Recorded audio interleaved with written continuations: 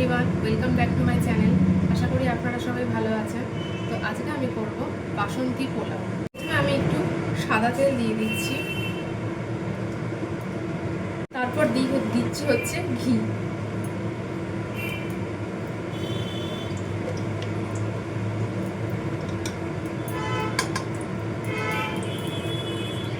তো আমি সাদা তেল আর ঘিটা একসাথে গরম করে নিচ্ছি, আর এই তেলেই আমি পোলাওটা করব।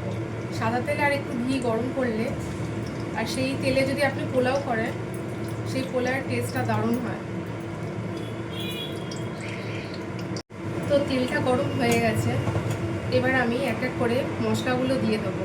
এখানে রয়েছে শুকনো লঙ্কা, ফাটানো 2টো এলাচ, 3টে লবঙ্গ, 2টো ছোটো ছোটো পিস করা দারচিনি, একটা বড় তেজপাতা আর একটু জয়িত্রী।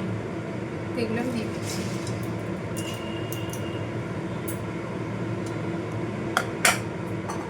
এবার তেলে ভালো করে এগুলোকে ভেজে নেব, যাতে মশলার গন্ধটা, কাঁচা মশলার গন্ধটা না হয়।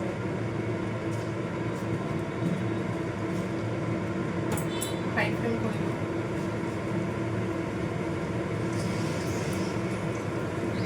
এবার আমি দিয়ে দেবো এই ম্যারিনেট করা গোবিন্দভোগ চাল। আমি হলুদ আর একটু ঘি দিয়ে অনেকক্ষণ আগে মাখিয়ে রেখেছিলাম। তো এবার আমি এগুলো দিয়ে দেবো তেলে।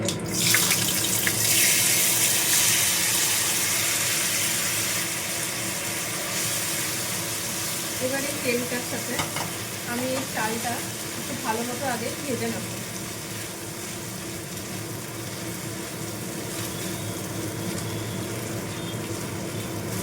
চালটা ভালো মতো ভাজা হয়ে গেছে, এবার আমি এর ওপর দিয়ে জলটা দিয়ে দেবো, যাতে ভালো মতো চালগুলো সেদ্ধ হয়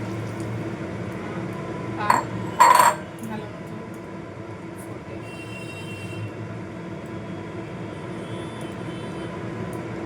এবার আমি একটুখানি এটা হাই ফ্লেম করব। হাই ফ্লেম করলে তাহলে তাড়াতাড়ি চালগুলো ফুটবে আর ভালো সেদ্ধ হবে। তো আমার এই চালটা ফুটছে, এবার আমি পরিমাণ মতো একটু চিনি দিয়ে দেবো,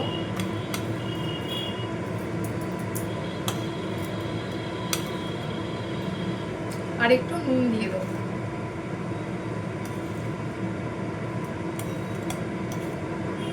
নুন আর চিনিটা আমি আমার অ্যাডজাস্ট লেভেলের মতো দিয়েছি।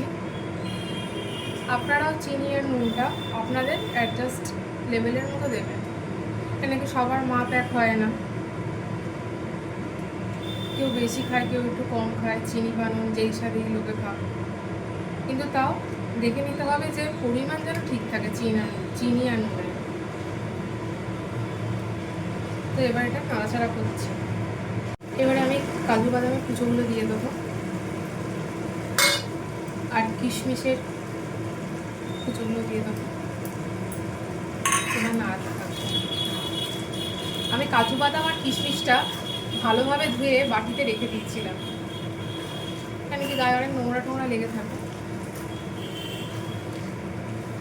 এবার আস্তে আস্তে জল দিয়ে দিয়ে ফুটিয়ে দেখতে হবে চালটা কতটা সেদ্ধ হলো। আমরা চিনিতে আমরা পোলাওতে অতটা মিষ্টি খাই না, তো চিনির পরিমাণ একটু বেশি দিইনি, অল্পই সামঞ্জস্য দিয়েছি। এবার কেউ যদি বেশি খায় তারা বেশি দেবে, এগুলো ভ্যারি করে ম্যান টু ম্যান।